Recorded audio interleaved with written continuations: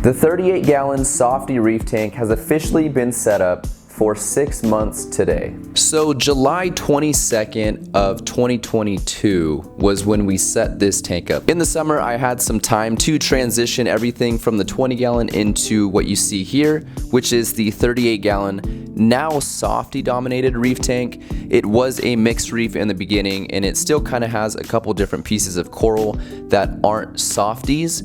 However, it is softie dominated. I don't want to show my face too much, so I'm gonna get behind the camera, but this is the 6-month update on the softie reef tank. If you guys are new here, this is a Fiji Cube 38-gallon peninsula style reef tank. I bought it off aquacave.com. A lot of people ask me where I get this aquarium from and what brand it is, so there you go.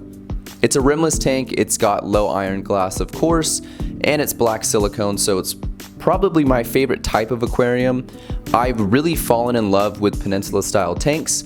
I love the clear background, not having the all-in-one on the back or an overflow. I think it looks incredibly clean. I initially set this tank up with about 30 pounds of dry rock. I would say we've only got about 20 pounds of rock in there now. As for sand, we've slowly started taking it out when we're doing water changes. So when we siphon out the sand of detritus and other gunk, I will let a little bit of the sand siphon over into the bucket.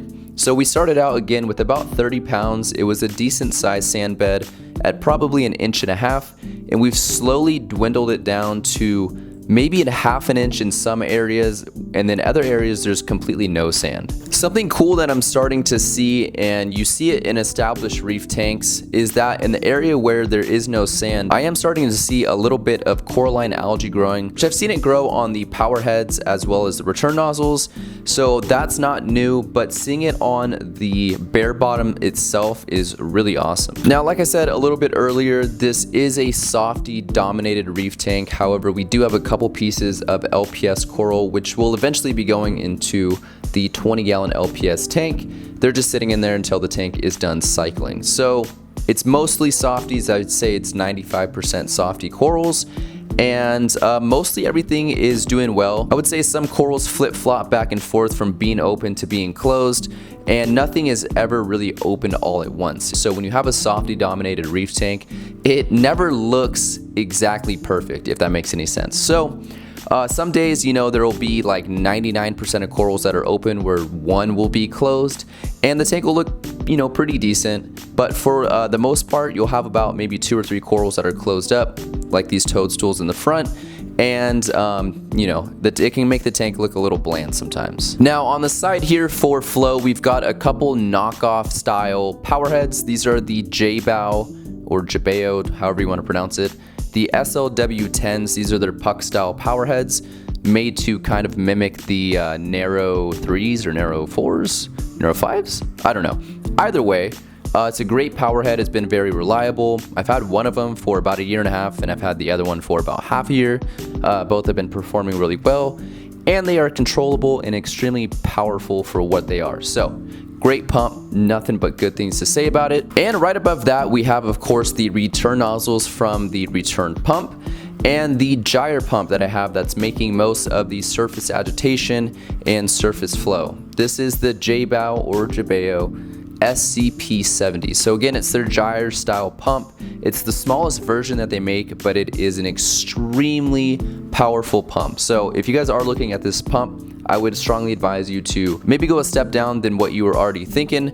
If you have like a softie dominated tank and it's bare bottom, then of course go with the strong flow, but these things put out a lot of power, so just be careful. Lighting up top, we've got the new Sight K7 Pros. We've got 2 fixtures on here, of course. That equates to 280 watts of light over this aquarium. Of course, we don't have everything ramped up to 100%. Everything is actually turned down quite a bit, so I'm sure the wattage is much less. However, these are great lights, fully controllable with an app, and again, they put out great power. Equipment in the back is super simple. The water flows from the backside over here into this last chamber. That's where I've got the return nozzle for the ATO. Once you get into this chamber, we've got a little bit of GFO as well as some carbon, and our Cobalt 100 watt heater is hanging out down there as well.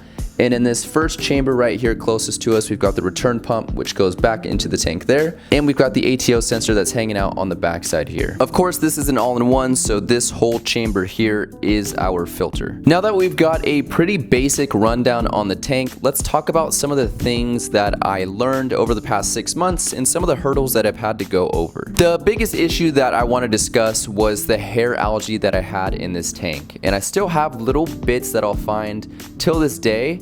However, it's not nearly as bad as it was a few months ago. There would be times where the whole sand bed was covered in a layer of hair algae, as well as the rocks. The second biggest issue I had in this tank was dinos, and that was caused because I was trying to take nutrients out of the water because I was trying to get rid of the hair algae, but in turn having that low nutrients caused me to get dinos. I had a weird time trying to juggle the dinos and the hair algae and combat both. But in reality, just giving everything a little bit of time, taking out some of the chemical filtration and actually feeding a little bit more ended up solving the problem. The last kind of hurdle or resolution that I needed to figure out was what kind of corals and what kind of livestock I wanted for this tank. I played around a lot with what kind of fish I was going to put in here. This tank really doesn't need that many fish. I'm really happy with the paraclowns that I have in there, the couple chromis and the one anthias that I have, along with the shrimp, the urchin, and a few snails.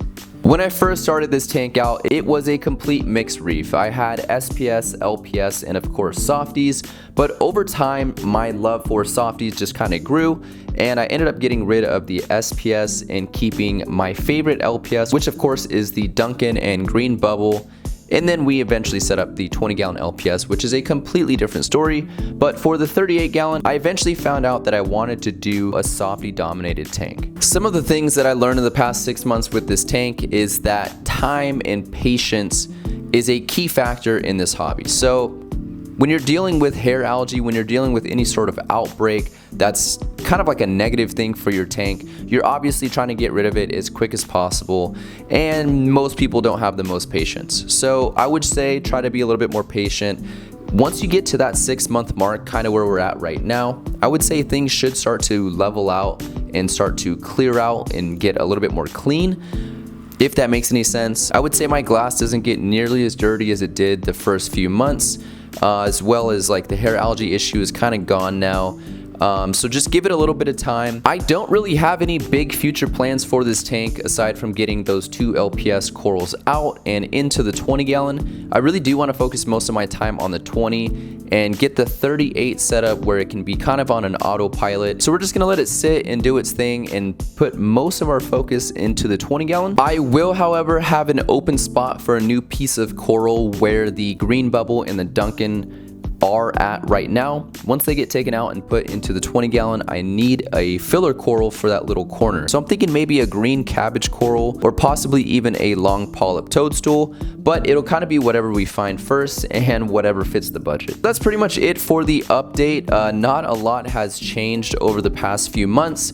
Everything is doing a lot better. The algae control, corals are looking a little bit better. They're definitely growing, and I think the fish are happy as well. If you guys have any questions about this aquarium, please let me know in the comments down below, or you can DM me on my Instagram. The link is in my description below, as well as my other social links. If you guys are interested in any of the products that I use on my aquariums or the camera equipment that I use to film these videos, then be sure to check out my Amazon storefront. Link is also in the description below. With all of that being said, this is the 6-month update for the 38-gallon softie reef tank. If you guys have any questions, again, let me know in the comments down below. I'll catch you guys on the next one. Peace out.